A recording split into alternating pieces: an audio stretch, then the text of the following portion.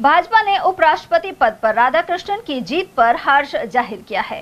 Party के जिला महामंत्री ऋषिराज शर्मा के अनुसार एनडीए प्रत्याशी राधाकृष्णन भारी बहुमत के साथ जीते हैं। उन्होंने आरएसएस कार्यकर्ता के रूप में शुरुआत की थी। इसके अलावा भाजपा में कार्यकर्ता से लेकर सांसद और राज्यपाल भी रहे हैं। साथ ही अब उपराष्ट्रपति जैसा महत्वपूर्ण दायित्व मिला है। जिला महामंत्री शर्मा के अनुसार इससे जाहिर है कि भाजपा में आम कार्यकर्ता को किसी भी महत्वपूर्ण पद की जिम्मेदारी दी जा सकती है। इसी क्रम में उन्होंने मुख्यमंत्री भजनलाल शर्मा का उदाहरण भी दिया। साथ ही अन्य दलों पर परिवारवाद के आरोप भी लगाए। हाल ही में उपराष्ट्रपति के चुनाव हुए, भारतीय जनता पार्टी के जो प्रत्याशी हैं राधाकृष्णन जी अच्छे वोटों से जीते, क्या कहना चाहिए? मैं आदरणीय श्री राधाकृष्णन जी को उपराष्ट्रपति पद पर निर्वाचित होने के लिए केवल अलवर जिला ही नहीं अपितु राजस्थान भारतवासियों की ओर से उन्हें बहुत शुभकामनाएं देता हूं। बहुत ही अच्छे तरीके से भारतीय जनता पार्टी और उसके सभी संगठनों दलों ने मिलकर इस चुनाव को लड़ा। एक ऐसे गरिमापूर्ण व्यक्तित्व को उपराष्ट्रपति पद की उम्मीदवारी हमारे आदरणीय मोदी जी और पूरी भारतीय जनता पार्टी के सभी संरक्षकों ने दी, जिनका पूर्व में भी बहुत अच्छा इतिहास रहा है, जिनने देश के लिए बहुत काम किए हैं, राष्ट्रीय स्वयंसेवक संघ में रहकर भी जिनने अपना पूरा जीवन इस देश की सेवा के लिए लगाया।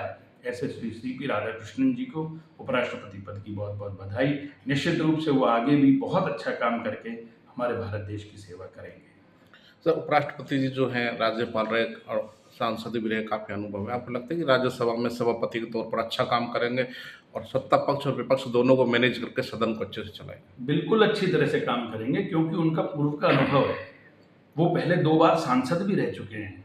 वो इससे पूर्व में राज्यपाल भी रह चुके हैं। राज्यपाल, उपराष्ट्रपति, राष्ट्रपति, ये सब संवैधानिक पद हैं और संवैधानिक पद की मर्यादा को ध्यान में रखने वाले व्यक्तित्व हैं आदरणीय राधाकृष्णन जी, निश्चित रूप से। और जहाँ तक मैं उनको देखा है, क्योंकि आदमी के व्यक्तित्व से, उसके चेहरे से उसका व्यक्तित्व पता लगता है, बहुत ही गंभीर प्रकृति के, बहुत ही सुलझे हुए राधाकृष्णन जी हैं और वो निश्चित रूप से दोनों पक्षों को साथ में लेते हुए राज्यसभा की कार्यवाही को भी बहुत सुचारू रूप से चलाएंगे।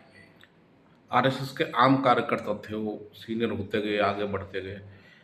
अब उनको उपराष्ट्रपति बना दिया गया है, उससे जो आम कार्यकर्ता हैं उनमें कितना अच्छा संदेश गया है और क्या उनमें उम्मीद कुछ जगी है? आप भी आम कार्यकर्ता हैं, तो आम कार्यकर्ता करोड़ों की संख्या में भारतीय जनता पार्टी की यही विशेषता है। भारतीय जनता पार्टी का छोटे से छोटा कार्यकर्ता भी देश सेवा में लगकर, राष्ट्र प्रेम के लगकर देश की सेवा करता है और भारतीय जनता पार्टी उसे कब क्या दायित्व दे दे और उसको क्या बना दिया जाए, ये स्वयं वो भी नहीं जानता। ये कांग्रेस या अन्य किसी प्रकार के राजनीतिक दलों में ऐसा संभव ही नहीं है।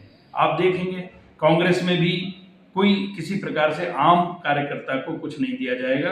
गांधी नेहरू परिवार ही चलेंगे, पहले वो, फिर बेटा, फिर उनका बेटा, फिर उनके बच्चे, इस तरह से। और अन्य राजनीतिक दल भी देख लीजिए, चाहे वो समाजवादी पार्टी हो तो मुलायम सिंह जी, उनके बाद में अखिलेश जी, चाहे राष्ट्रीय जनता दल हो तो पहले लालू प्रसाद जी, फिर राबड़ी जी, अब तेजस्वी जी, करुणानिधि जी की है तो करुणानिधि जी, स्टालिन जी, ऐसे।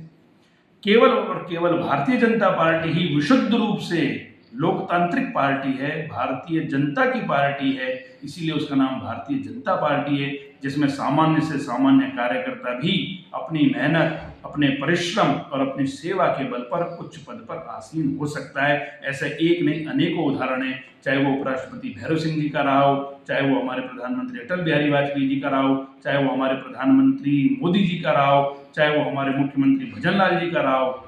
हमारे यहाँ पे कार्यकर्ता ही सबसे बड़ी कड़ी है। कार्यकर्ता ही काम करते हुए उच्च पदों पर बैठता है और राष्ट्र सेवा, हमारे यहाँ पद किसी मौज मस्ती या किसी उसके लिए नहीं है। हमारे यहाँ पद देश की सेवा के लिए है। हमारे कार्यकर्ता, भारतीय जनता पार्टी का कार्यकर्ता 24 घंटे, 7 दिन, 30 दिन, 12 मास भारत माता की सेवा में लगा है।